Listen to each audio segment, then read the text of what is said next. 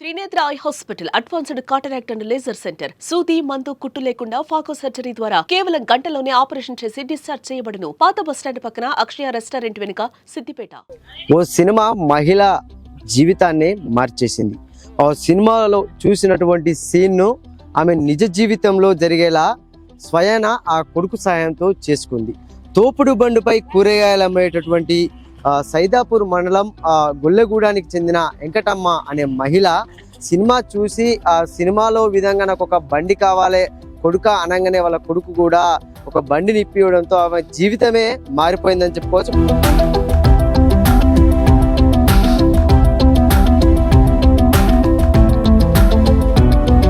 ప్రస్తుతం మనతో పాటు మాట్లాడేందుకు వెంకటమ్మ అయితే ఉన్నారు. ఒక 2 వీలర్ వాహనాన్ని, ఎక్సెల్ 2 వీలర్ వాహనాన్ని ఆమె తీసుకొని ఇదే 2 వీలర్ పైన ఎన్నో ఏండ్లు కూడా ఆ కూరగాయలు అమ్మింది. అంతకు ముందు తోపుడు బండిపై ఈమె గ్రామంలో కానీ అటు పక్క ఉన్నటువంటి ఆకునూరు గ్రామంలో కూడా కూరగాయలు అమ్మేది. తర్వాత ఈ బండి తీసుకున్న తర్వాత ఆమె యొక్క లైఫే చేంజ్ అయిందని కూడా ఆమె చెప్తుంది. చెప్పండి వెంకటమ్మ గారు, అంటే ఈ బండి తీసుకోవాలని ఆలోచన ఎప్పుడు వచ్చింది? మీరు ఎన్ని సంవత్సరాలు ఈ బండి తీసుకొని? ఇప్పుడు బండి తీసుకొని 5 సంవత్సరాలు ఫస్ట్ కరోనా అప్పుడు తీసుకున్నా. నా కాళ్ళు నొప్పులు వచ్చేసరికి ఈ బండికి నేను ఒకసారి సినిమా చూసింటి. ఆ సినిమాలో ఒక అమ్మాయి తల్లి అన్నామే కొడుకుని బండిలో తీసుకుపోవంగా ఆయనకు నైలాన్లు కరపోతే అది ఒకసారి 2 సార్లు సినిమా చూసిన దాన్ని మైండ్ లో నింపుకొని గిట్ల బండి కావాలి కొడుక గిట్ల చేస్తే నడుతుంది, నా కాళ్ళు నడవత్తలేవు అమ్మ అని అంటే సెకండ్ బండి తీసుకుంటానని నేనంటే, సెకండ్ బండి తీసుకుంటే నీకు ఏమయ్యేది ఇలా ఏం తెలియదు కదమ్మా, కొత్త బండి తీసుకొని నీకు పిడి చేయిస్తుంది అని నా కొడుకు అన్నాడు. అదే ప్రకారంగా నా కొడుకు చేయించిండు. చేయించిన తర్వాత ఇప్పటికి 5 సంవత్సరాలు వెళ్ళి 6వ సంవత్సరం పడుతుంది. ఇదే బండి మీద నేను కూరగాయలు అమ్ముకుంటానా. ఇప్పుడు ఏ బండి ఎంత దూరం అయినా వెళ్తాను. నన్ను చూసి సుత ఒక 10 మంది 20 మంది సుత వికలాంగులు ఇదే నా మనం వికలాంగుల బండి చేయించుకొని కూరగాయలు కాకపోతే మసాలాలు బీసాలు అన్ని అమ్ముకుంటారు. వాళ్ళు సుత బాగుపడతారు. నాతోటి ఒక 10 మంది బాగుపడ్డారు. అంటే అంటే ఇప్పుడు మీరు అంటే ఇది వరకు అంటే ఎట్లా అమ్మేది కూరగాయలు? ఏ రకంగా తల మీద పెట్టుకుని అమ్మేదా, తోపుడు బండి ఇట్లా ఉండేనా? తల మీద పెట్టి అమ్మలే, నూకుడు బండి మీద పెట్టి అమ్మేది. నేను ఏ రోజు తల మీద పెట్టిన ఫస్ట్ నేను నూకుడు బండి చేయించుకొని సైద కరీంనగర్ తీసుకొని సార్ వేసుకొని వచ్చి అమ్మిన. ఆ బండి మీద అమ్మి మోకాలు నొప్పులు వస్తేనే మళ్ళీ ఈ బండి చేయించుకున్నా. ఈ బండి చేయించుకున్న తర్వాత ఈ దీంతో మొత్తం లాభ అయిపోయినాక నాకు షుగర్ ఒక బీబీ రెడీ అయితే మళ్ళీ ఇది మరిచి ఇప్పుడు న్యూట్రిషన్ సెంటర్లో పనిచేస్తున్నా. ఇప్పుడు బల్కగా హాయిగా తగ్గించుకొని 14 కిలోల వేడి తగ్గిన. ఇప్పుడు కొంతమందికి నోటి సాయం చేస్తున్నా. నోటి సాయం అంటే ప్రతి రోగానికి ఉన్నది, హెల్త్ కు ఉన్నది, ఆరోగ్యానికి ఉన్నది, ఏటు దగ్గరలను ఉన్నది, ఏటు వెరగాలను ఉన్నది, వర్షమంలోకి ఉన్నది, పచ్చవాతానికి ఉన్నది. ప్రతి మన బాడీలో ఎన్ని రోగాలు ఉన్నాయో అన్ని రోగాలకు న్యూట్రిషన్ ఫుడ్ ఉన్నది. దాన్ని నేను సప్లై చేస్తున్నా. ఎట్లా అనిపిస్తుంది అంటే మీరు ఈ బండి మీద పోతా అంటే జనాలు అంటే ఏమంటారు, అరే గీమెకి బండి మీద పోతుందనే విమర్శలు ఇట్లా వచ్చినాయా, లేకపోతే ఎవరైనా సంబరపడతారా? చూసిన ఏమంటారు? చూసిన వాళ్ళు ఆయమ్మ మంచిగా నడుపుతామని బాగా చెప్తారు. వాళ్ళే పోలీసు వాళ్ళు సుత మంచిగా పోవమ్మని చెప్తారు. మంచిగా డోక లేకుండా పోతావు అమ్మ అంటారు.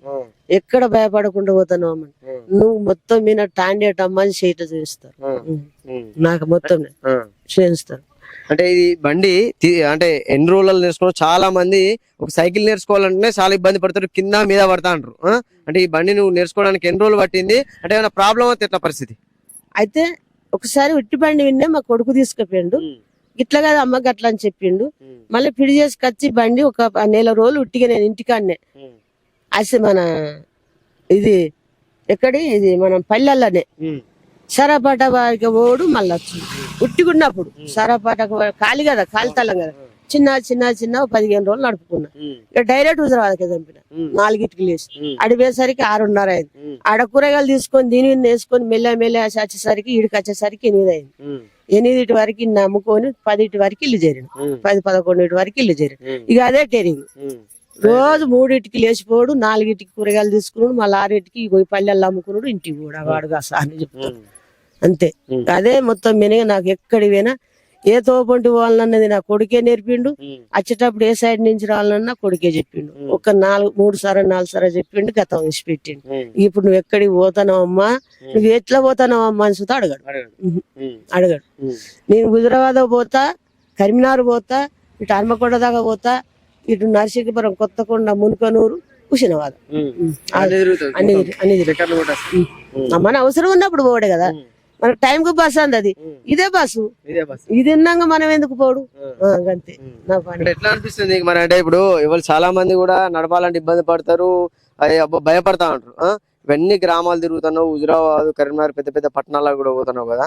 అంటే నీకు ఒక మహిళగా మళ్ళీ నువ్వు దాదాపుగా చాలా వయసు మీద పడ్డది కదా నీకు, అంటే నీకు ఎట్లా అనిపిస్తుంది ఇప్పుడు తిరుగుతా అంటే? ఆ కాలంలో తిరగలేదు కదా, ఇప్పుడు తిరుగుతున్నావు, ఎట్లా అనిపిస్తుంది? మంచిగా అనిపిస్తుంది. ఈ కాలం నాడు ఇట్లా తిరగాలంటే మనకు మంచిగా ఉన్నది. ఇది ఎవరికి ఆశపడకుండా కదా బతికేది. మన కాళ్ళ మీద మనం నిల్చున్నట్టు దేంతో సంబంధం లేదు. మనం ఎక్కడికి పోయినా పిరిగా పోవాలి, అంతే ఎంజాయ్ చేయాలి. అంతేగాని నేను భయపడుకుంటా పోతే వెంకకే ఉంటాం, ముందు ఓం ఎంతవరకు పోతాడే బిరాయికి ఉన్నది. కానీ దాన్ని ఎట్ట దాటాలన్నది ఏం లేదు. దానికి పోయిన కాడ కొద్దిగా సూ చేసుకోవాలి, మళ్ళీ చాలు చేసుకోవాలి, అంతే. అదే ఉన్నది ఎత్తుకట్ట అంటే మనం నువ్వు ఇక్కడనే ఉంటావు, మరి ఎవరి దొబ్బాలి ఇంకా మళ్ళా. అందు గురించి ఏం తర్వాత వెళ్తా నేను. అంటే మామూలుగా ఎంత పెట్రోల్ పోయిస్తావు రోజు? ఎన్ని వందల పెట్రోల్ పోయిస్తావు? ఎంత దూరం తిరిగేస్తావు? నేను వాడుకున్నంత వరకు హుజరాబాద్ పోతా. హుజరాబాద్ పోయి వచ్చి నేను మళ్ళీ 2 పల్లెలు తిరిగేటట్టు 200 పోసుకుంటా. 2 రోజులు 2 పల్లెలు 3 పల్లెలు తిరుగుతా. హుజరాబాద్ పోతా, హుజరాబాద్ నుంచి మళ్ళీ వస్తా, మళ్ళీ నింపుకొని మళ్ళీ పోతా. మనం వాడుకున్నట్టే అవుతుంది అది, వాడుకున్న తీరు. సో చూసారు కదా, ఎంతో మందికి కూడా ఈమె ఇన్స్పిరేషన్ గా కూడా మనం తీసుకోవచ్చు. ఏంటంటే ఒక మహిళ అయి ఉండి కూడా, వృద్ధురాలు అయి ఉండి కూడా ఎక్కడా కూడా భయపడకుండా, మనం అంటే ఎత్తుగడ్డ ఎక్కాలంటే ఎదిరిస్తేనే మనం అది దాటగలం. దాన్ని చూసి మనం భయపడితే ఇక్కడే మనం ఉంటామంటూ కూడా ఒక స్ఫూర్తిదాయకమైనటువంటి విషయాలను కూడా ఆమె తెలపడం అయితే జరిగింది. అంటే ఈమె ఎంతో మందికి కూడా ఈ సైదాపూర్ కావచ్చు, హుస్నాబాద్ కావచ్చు, ఈ ప్రాంతంలో ఎంతో మందికి కూడా ఈమె వెంకటమ్మ అంటేనే ఒక ఆదర్శంగా మాత్రం నిలుస్తుందని చెప్పుకోవచ్చు. కెమెరామెన్ శేఖర్తో సతీష్, సుమన్ టీవీ.